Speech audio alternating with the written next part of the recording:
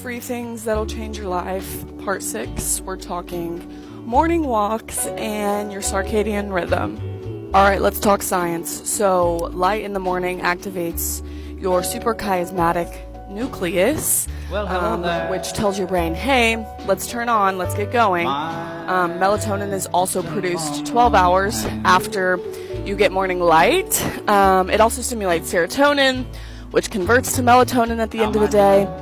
It can regulate your metabolism by just getting things moving in your body. And it also activates cortisol and human growth hormone, which are, not to get into the weeds of things, but great for keeping your body healthy. There's also all these things. You can screenshot if you want. But it helps with a lot of things. So 10 out of 10 recommend a morning walk for all of these reasons and more.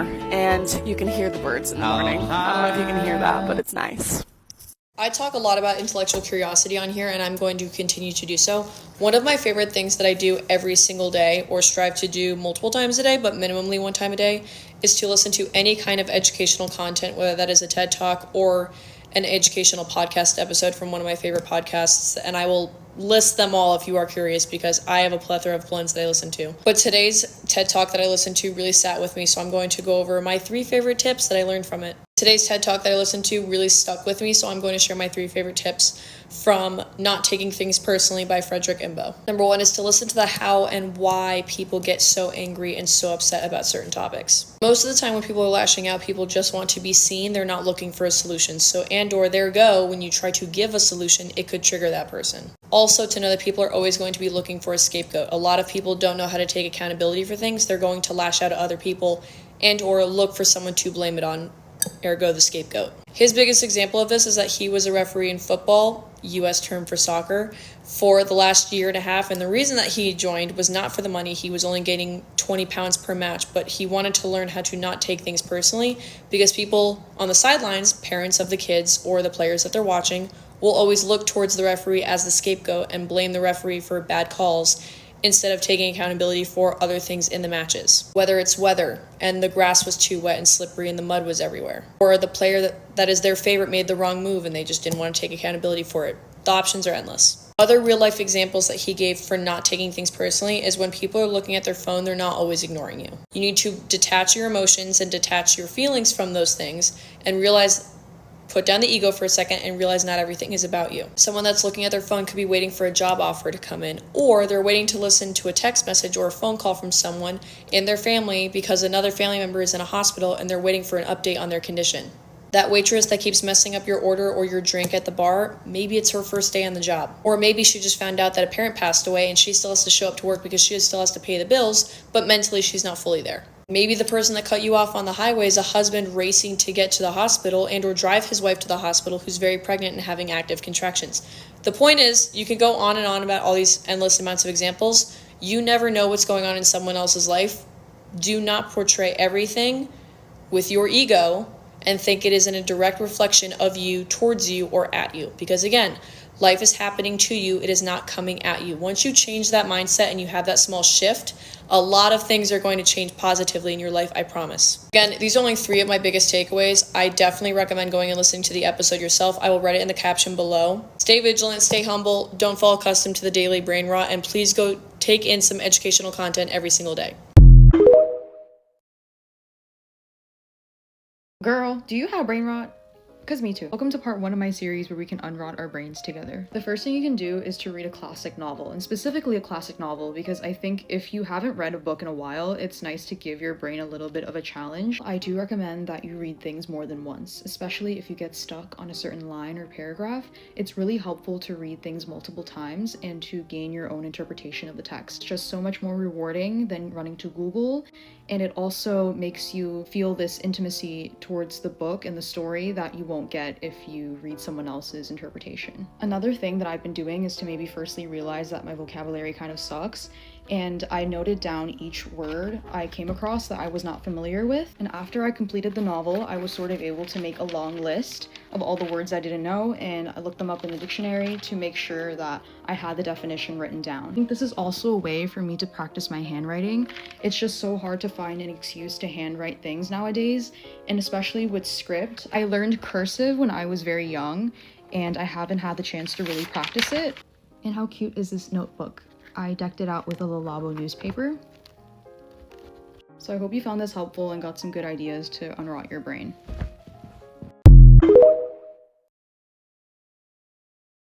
Did you know that you can train your brain to believe that only good things happen to you? Think about the way that if you go to a location and you go with friends or family and you're all there, you're all taking pictures with your phone, you'll all be taking different pictures. Like you'll all tone in on different things. Like maybe you are noticing the flowers, someone else is noticing the sky, somebody else is noticing the animals, whatever it is. We are all seeing the world through our own unique lenses of what we decide is important and what we decide we want to pay attention to and perceive. The same thing goes in life. Say it starts raining and pouring, and for you, like you have a lot of positive memories with the rain and you think it's really fun because you used to jump in puddles. Maybe now you see the rain as such a happy sign because you're like, oh, it reminds me of these times. Maybe someone else has a bad memory of when it rained, they were stuck in traffic and they were late for this thing. So whenever it rains, they get nervous or anxious or worried. And we're all seeing life through this different lens. And the reality is that everything is neutral. The rain, the traffic, everything is neutral, and it's just perceived in the way that we believe because we tint our experiences with our past beliefs and our past experiences. So whenever we see something happen, we're looking at it through the lens of everything that's happened to us in the past and our core values and beliefs now. So if you decide and you go through life deciding, I'm gonna pay attention to all of the good things that I notice, like maybe when you're walking and you, instead of seeing like all the puddles and the rain, instead you perceive it as, oh, like maybe this is a great way for the nature to receive some more nourishment, and now the trees on my drive to work are gonna be a little bit greener. Or say it starts pouring rain, and I'm just gonna keep going with the rain example, and you have to stay inside. Maybe this is a good check-in of like, oh, maybe I've been moving too quickly. Maybe I can use this as a sign, a positive way for me to nourish myself, to rest a little more, and to allow myself to slow down. When you decide that everything in life can be positive, that you can assign a positive meaning to these actually neutral things, it will allow you to take back agency in your life, because now the world is no longer happening to you. You are deciding that, oh, I can spin any of these things into a positive thing. And of course there are situations that are really difficult, like the loss of a loved one or something like that, but even in those situations, while you should properly grieve these moments and feel the pain, you can alchemize these difficult moments into energy and power and love, because through these moments, as you endure them, you can still gain from them. You can gain strength, you can gain resilience, you can gain a return to self, a celebration of your past memories, whatever it is. Once you decide that everything that happens can have a positive meaning to it, your life will change, because you are no longer playing victim to the circumstances of the world around you, and you are realizing and recognizing that you are a creator in your life, that life is not just happening to you, that you can create life, and life can come from you if you allow it to, and if you believe that you are able to take situations that may feel out of your control and recognize that I have the power to choose how I show up and how I perceive these situations. You can literally rewire your brain by talking to yourself out loud, and here's the science to prove it. Most people think self-talk is just fluff, pep talks in the mirror or cheesy affirmations, but neuroscience says otherwise. When you speak out loud and respond back, you're doing two powerful things. You're engaging multiple brain regions at once. Thinking is internal. It mainly activates your prefrontal cortex, but speaking out loud lights up Broca's area, which is speech production, Wernicke's area, which is language comprehension, and your auditory cortex, which is you hearing your own voice. That means you're literally sending your thoughts through 3 processing systems instead of 1, making them stick. Number 2, you're interrupting old neural patterns. Negative self-talk runs on autopilot in the brain's default mode network. When you speak a new intentional thought out loud and answer back to it, you're forcing your brain to shift from passive rumination to active problem solving, engaging the dorsolateral prefrontal cortex, the part of your brain that makes conscious decisions. Translation: you're not just being positive. You're physically creating a new pathway in your brain, one where your voice leads and your old mental script starts to lose power. So next time you catch yourself thinking something shitty, say it out loud. Then answer back with the truth you actually want to believe. That's not woo-woo, that's rewiring. 5 tips on how to genuinely be a cool person. Number 1, express yourself freely. Wear what you want, say what you want, do what you want, own who you are. Number 2, show up in the world knowing that you're better than no one and that no one is better than you. Number 3, be nice to people for no reason. Smile, compliment people, be kind to people, no matter what they look like, no matter if you consider them cool or not. We're all people, be nice. Number 4, recognize that people's opinions are just projections of the way they see themselves and give way less fucks what people think. And number 5 is my favorite. Be vulnerable enough to be seen as not cool. Show your imperfections, show your emotions, be who you are, be weird. We're all weird.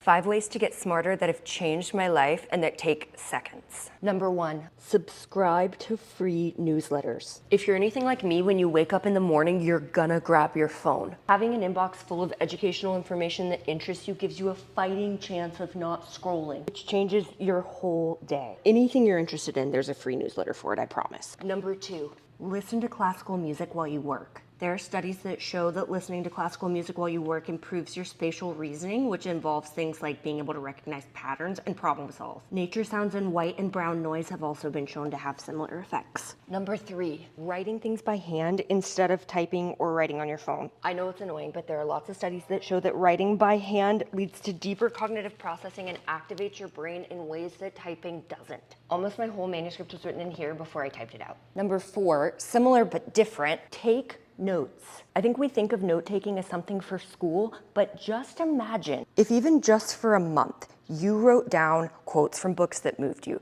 things you heard in podcasts that inspired you, things you learned from videos, things your friend said that made you smile. You would have a library of information and inspiration tailored to you. The reality is you will forget the vast majority of things that you learn, even if they make a big impression on you in the moment. Writing things down improves your memory, and if you don't remember it, you have it written down. Number 5, if you don't know, ask. Stop pretending you know what people are talking about in conversation when you don't. If someone says they work in supply chain management and you don't know what that is, don't say, oh cool. Say, actually, I don't know much about that. What does your day-to-day look like? If someone references an artist or a writer you haven't heard of, ask about them. I think people fear looking stupid when they ask what things are that come up in conversation, but the reality is people can kind of tell when you don't know what they're talking about. And at the very least, even if they can't tell you don't know what it is, you seem uninterested in it because you can't meaningfully engage with something in conversation if you don't know what it is. I have learned so much just by asking people to clarify when I don't understand what they're talking about. And it's a really likable way to engage with people, so you might make a friend in the process too. Hope that helps. Love you. The very first thing on the checklist to creating a great week is you got to do a brain dump. You're going to take everything that's up in your brain that's weighing you down, and you are going to get it out of your brain and dump it onto a piece of paper. It is the equivalent.